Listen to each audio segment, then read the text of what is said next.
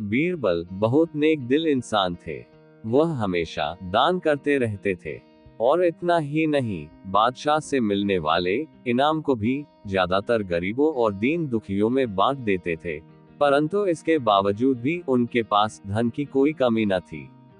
दान देने के साथ साथ बीरबल इस बात से भी चौकन्ने रहते थे कि कपटी व्यक्ति उन्हें अपनी दीनता दिखाकर ठग न ले। एक दिन अकबर बादशाह ने दरबारियों के साथ मिलकर एक योजना बनाई। देखे कि सच्चे दीन दुखियों की पहचान बीरबल को हो पाती है या नहीं। बादशाह ने अपने एक सैनिक को वेश बदलवा कर दीनहीन अवस्था में बीरबल के पास जाने की बात कही। बादशाह ने आगे उस सैनिक को कहा कि अगर वह आर्थिक सहायता के रूप में बीरबल से कुछ ले आएगा तो अकबर की ओर से उसे इनाम मिलेगा।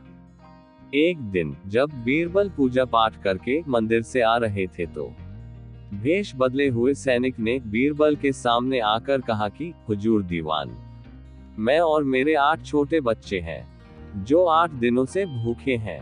भगवान का कहना है कि भूखों को खाना खिलाना बहुत पुण्य का कार्य है। मुझे आशा है कि आप मुझे कुछ दान देकर अवश्य ही पुण्य कमाएंगे। बीरबल ने उस आदमी को सिर से पांव तक देखा और एक क्षण में ही पहचान लिया कि वह ऐसा नहीं है जैसा वह दिखावा कर रहा है। बीरबल मन ही मन मुस्कुराए और बिना कुछ बोले ही उस रास्ते पर चल पड़े जहां से होकर एक नदी पार करनी पड़ती थी। वह व्यक्ति भी बीरबल के पीछे पीछे चलता रहा। बीरबल ने नदी पार करने के लिए जूती उतारकर हाथ में ले ली। उस व्यक्ति ने भी अपने पैरों की जूती अपने हाथ में लेने का प्रयास किया। बीरबल नदी पार करके कंकरीले मार्ग आते ही 2-4 कदम चलने के बाद ही अपने जूते पहन लेते हैं। बीरबल ये बात भी गौर कर चुके थे कि नदी पार करते समय उस व्यक्ति के पैर धुलने के कारण वह व्यक्ति और भी साफ सुथरा, चिकना, मुलायम, गोरी चमड़ी का दिखने लगा था। इसलिए वह मुलायम पैरों से कंकरीले मार्ग पर नहीं चल सकता था। उस व्यक्ति ने बीरबल को आवाज लगाई। बीरबल ने जानबूझकर उस व्यक्ति को नजरअंदाज किया। उस व्यक्ति ने बीरबल को फिर से आवाज लगाई, दीवान जी, दीन गरीब की पुकार आपने सुनी नहीं क्या? बीरबल बोले, जो मुझे पापी बनाए मैं उसकी पुकार कैसे सुन सकता हूँ? व्यक्ति ने बीरबल से कहा कि आप मेरी सहायता करके पापी कैसे बन जाएंगे? बीरबल बोला कि हाँ, वह इसलिए कि शास्त्रों में लिखा है कि बच्चे का जन्म होने से पहले ही भगवान उसके भोजन का प्रबंध करते हुए उसकी माँ के स्तनों में दूध दे देता है। उसके लिए भोजन की व्यवस्था भी कर देता है। ये भी कहा जाता है कि भगवान इंसान को भूखा उठाता है पर भूखा सुलाता नहीं है। इन सब बातों के बाद भी तुम अपने आप को 8 दिन से भूखा कह रहे हो।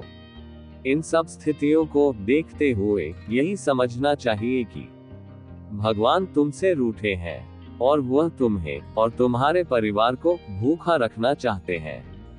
लेकिन मैं ईश्वर का सेवक हूँ। अगर मैं तुम्हारा पेट भर दूं तो ईश्वर मुझसे भी रूठ जाएगा। मैं ईश्वर के विरुद्ध नहीं जा सकता। मैं तुम्हें भोजन नहीं करा सकता, क्योंकि ये सब कोई पापी ही कर सकता है। बीरबल का ये जवाब सुनकर वह व्यक्ति चला गया। उसने इस बात की बादशाह और दरबारियों को सूचना दी। बादशाह अकबर अब ये समझ गए कि बीरबल ने उसकी चालाकी पकड़ ली है। अगले दिन बादशाह ने बीरबल से पूछा कि बीरबल, तुम्हारे धर्म कर्म की बड़ी चर्चा है, पर तुमने कल एक भूखे को निराश ही लौटा दिया, क्यों? बीरबल बोला कि आलम पनाह, मैंने किसी भूखे को नहीं बल्कि एक ढोंगी को लौटा दिया था, और मैं ये बात भी जान गया हूँ कि वह ढोंगी आपके कहने पर मुझे बेवकूफ बनाने आया था। अकबर ने कहा कि बीरबल, तुमने कैसे जाना कि ये वाकई भूखा न होकर ढोंगी है? बीरबल बोला कि उसके पैरों की चप्पल देखकर यह सच है कि उसने अच्छा भेष बनाया था, मगर उसके पैरों की चप्पल कीमती थी। बीरबल ने आगे कहा कि माना कि चप्पल उसे भीख में मिल सकती थी, पर उसके कोमल मुलायम पैर तो भीख में नहीं मिल सकते। इसलिए वो कंकरीले मार्ग पर नहीं चल सका। इसलिए मैं समझ गया कि वह दरिद्र नहीं, बल्कि किसी अच्छे कुल का खाता कमाता पुरुष है। बादशाह अकबर बोले कि क्यों ना हो, वह मेरा खास सैनिक है। बादशाह अकबर बीरबल पर प्रसन्न होकर बोले कि सचमुच बीरबल, मैं तुमसे बहुत खुश हूँ। तुम्हें धोखा देना आसान काम नहीं है।